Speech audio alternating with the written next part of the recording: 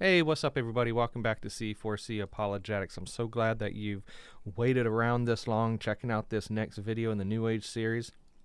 I pray this series has been a blessing to you, maybe enlightening, not in the New Age sense, but at least revealing certain things. And so this video today, if you've been following these videos one after the other in sequential order, if you will, chronological order, you realize that this video is going to be a review of the documentary The Secret, right? Well, let me explain. I'm an ignoramus. I'm a complete dunce. Let me explain. I set out to watch the documentary The Secret by Rhonda Burns, like I mentioned in the very last video when we looked at New Age influencers outside the church. And so I watched this. It's about 2-hour documentary. I made 10, 11 pages of notes, quotes, things like that. And I realized something. I watched the wrong documentary.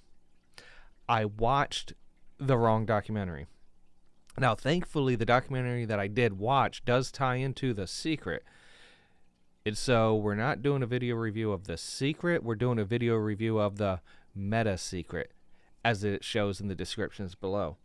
So basically, The Secret talks about what's known as the law of attraction within this, again, I will argue, New Age philosophy. And while the Meta Secret sort of extrapolates, sort of unpacks this law of attraction, if you will.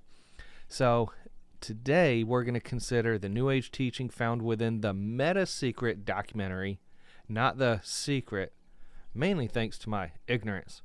But who knows, maybe the Lord chose my ignorance to go ahead and allow us to do this video instead of the original Rhonda Burns documentary.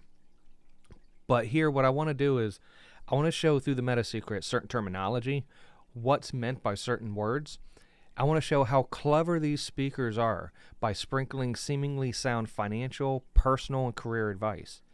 But what's really going to be understood is that an individual's life, health, and prosperity is not dependent upon outside influences in actions or reactions and cause and effects, but rather an individual's success is due to the cooperation with that person and the universe.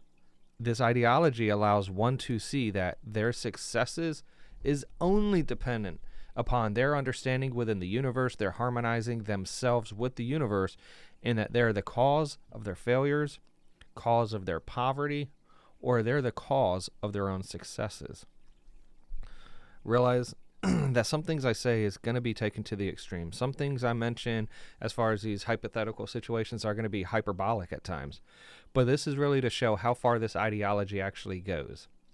Like I said, when it's not taken to the extreme in my hyperbolic fashion, the worldview actually posits that all successes are only due to the fact of our interaction with the universe, while all failures are due to our lack of harmonizing with the universe. Essentially, it removes the free will of man and argues a cause and effect relationship between mankind and the universe, not between mankind's choices and subsequent consequences. The link to the video that I actually reviewed, the Meta Secret, is in the description box below. I've also included timestamps for the comments that I reference on these video slides, so feel free to go behind me to fact check, and then like some of you do, and in just great fashion, tell me how I'm wrong. I've found my videos being used on other people's YouTube channels, making fun of me and explaining how stupid I am or whatever the case is. If that's what you like to do, have at it.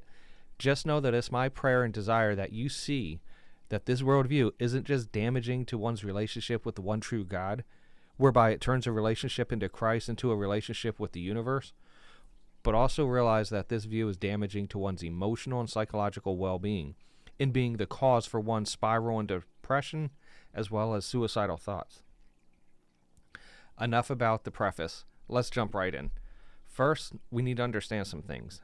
The Meta Secret documentary is based upon one man's 19-minute near-death experience. Mel Gill claims that during this time he was given these secrets, if you will, to unveil to the world. Secrets that he called was the, quote, key to Solomon's wisdom, end quote. What are these secrets, if you will? These secrets are claimed to be what's known as hermetic laws. Have any idea what that is? I didn't either. So let's read from the Hermetic world. The Hermetic world explains that our universe is based on laws of nature. We live and we die. Just as gravity is active on Earth, there are also universal laws of consciousness that are active. If we take time to understand these laws, we can use them. We can utilize the forces of gravity to fly, and we can utilize the knowledge of the laws of the consciousness to live more fulfilled lives. The 7 Hermetic laws trace back to Hermes Trismegistus. He is considered to be the spiritual author of the Emerald Tablets, as well as the Corpus Hermeticum. He is a combination of the Egyptian god Thoth and the Greek god Hermes. Both were gods of wisdom in their respective cultures. Each of these principles exists in nature and is directly applicable to our mental, emotional, and spiritual states. Enough of my narration voice. You can see why I don't have a gig or a business in voiceovers. Enough of that, let's continue. These 7 Hermetic laws are the laws of cause and effect, or causality, mentalism, correspondence, vibration, rhythm, polarity or duality, and gender. Most of these we're going to be speaking about in this video. Let me break down each of these below, that way we understand what these terms are. You see, they explain that the law of cause and effect is said to be the relationship that exists between action and consequences, good or bad. But the meta secret understands that the person is more the cause than they are the effect. So you can control the effect by what you do. The law of mentalism teaches that the universe is a living mind and is connected to all living minds, i.e., people. The law of correspondence states that there is a link between the physical, mental, and spiritual planes of lives, and that the effect of one plane is due to the cause of the others. So attempts are made to harmonize all 3 planes to achieve a better life. The law of vibration is taught that everything causes energy, and tapping into it and syncing with the vibrational forces, we can manipulate and change outcomes and attract things into our life. The law of rhythm is taught that everything in the universe is similar to a pendulum, that there are seasons and cycles and a rhythm to life, and that nothing is permanent. The law of polarity and duality is said to explain that everything in life has opposites. There is love and hate, hot and cold, good and evil, and that there is not any one thing that is entirely hot, entirely evil, or entirely hate, but simply everything is in a relationship with something else. Finally, the law of gender is not having to do anything with biological gender, but teaches that everything has a masculine and a feminine energy, an assertive and exploratory energy, masculine, and a reflective and protective energy, feminine, and that we need to balance our energies by tapping into both. Understanding some basic concepts of this New Age teaching within the Meta Secret, though many would claim, again, it's not New Age teaching at all, we're going to see that some of the information is cleverly taught and seemingly good advice and principles, but in the end, we're going to realize that there is much damage that is done at the hands of this Meta Secret, the Hermetic Principles worldview, and the secret law of attraction. Let's look at some cleverly sprinkled principles that may hook people.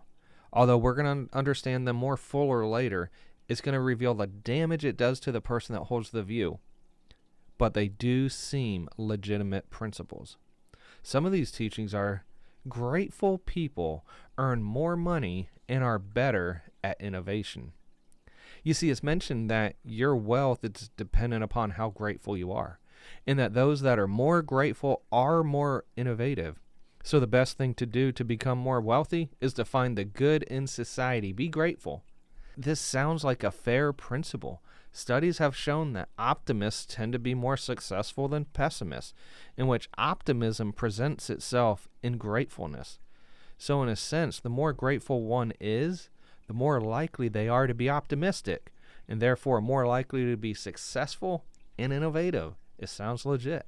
What about, we visualize that we put up posters around our office that simulate a bestseller list with our name number 1, and we visualize bookstore windows full of chicken soup for the soul. You see, visualizing success and posting signage that shows successes, it could be a good motivational tool. It shows a goal, it shows an outcome, a desire. I could see how constantly seeing yourself as successful in a project or endeavor would be motivation for performance and determination. The key to abundance is to act in spite of fear, in spite of doubt, in spite of worry, in spite of inconvenience. Again, this principle sounds well. It's as if an individual is frozen in fear or paralyzed in worry and doubt, they'll never act. And if you never act, you're never going to be successful. Abundance, or moving forward in a project, in an endeavor, has to be done regardless of if you have doubts, regardless if it's inconvenient. Because if we let the doubts, the fears, the worries, and inconvenience stop us from a project or a goal or an endeavor, would it ever really get done? So again, this principle sounds legitimate. Understand that you can do it. Quit listening to people tell you you can't, and start seeing yourself doing something really big. Yet again, sounds like great advice. Ignore the haters. Ignore the doubters. Ignore those drinking that haterade. And if you feel like achieving something big, just do it. Be determined. Be principled. Be diligent. Listen only to yourself. Sounds like legitimate principles. Very subtle, very clever. Most people are uncertain about their next step. Here's your message. Do it. You'll get so much further, faster by actually getting in the game than thinking about it forever. Myself, as a very analytical person, I've been told numerous times, especially by my senior pastor and others close to me, that I'm an overthinker. And so many times people like me, we overthink a process or a goal.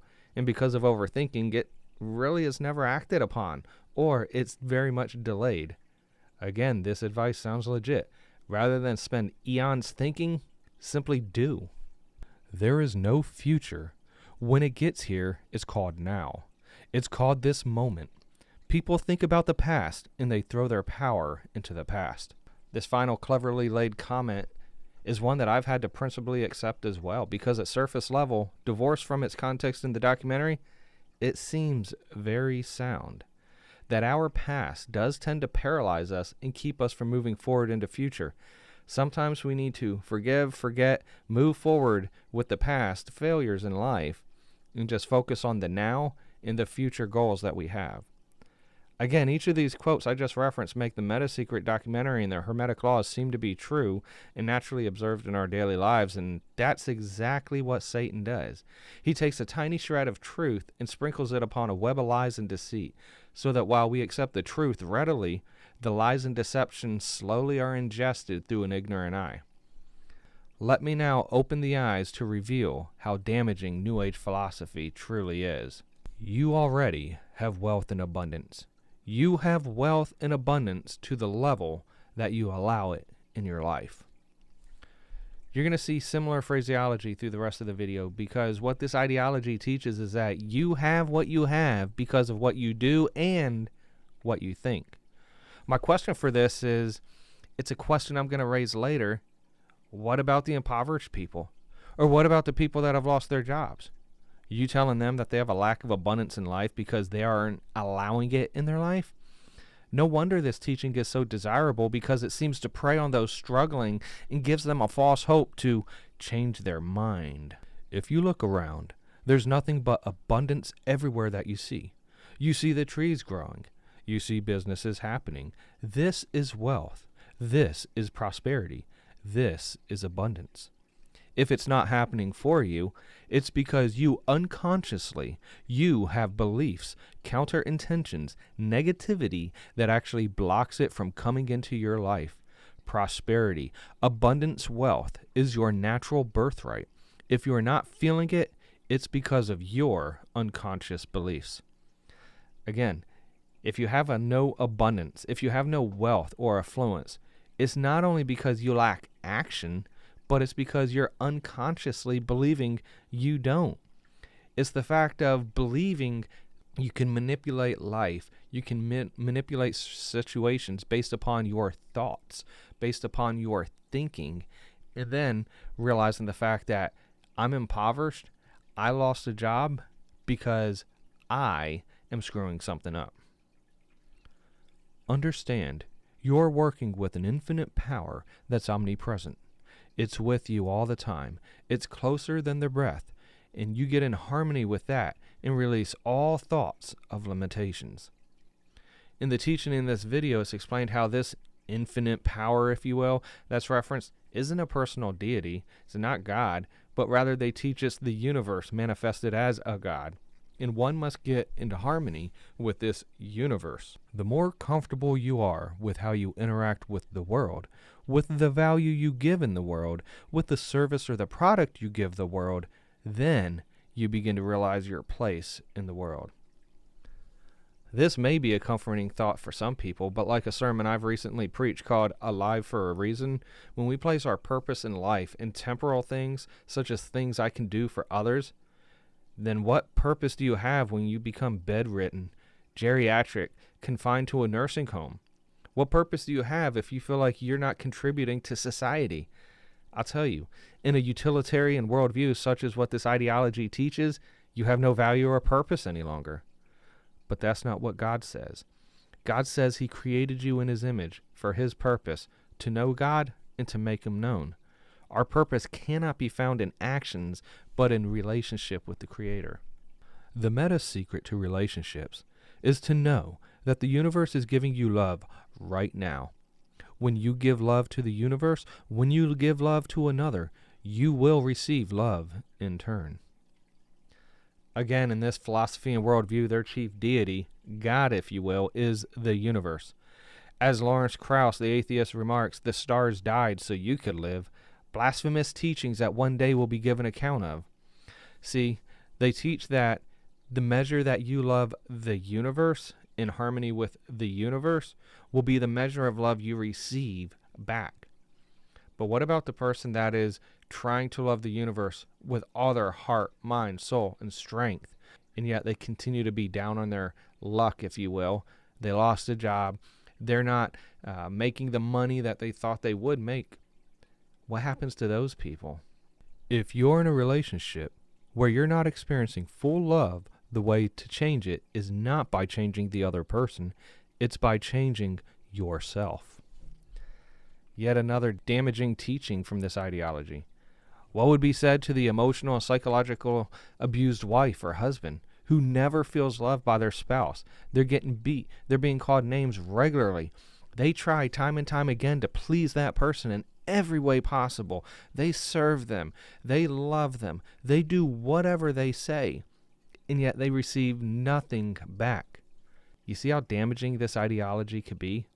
This view says if the person isn't receiving love from that abusive spouse, it's not because the spouse doesn't love them, but it's because the one being abused has a problem with himself. They need to change their self rather than trying to change the other person.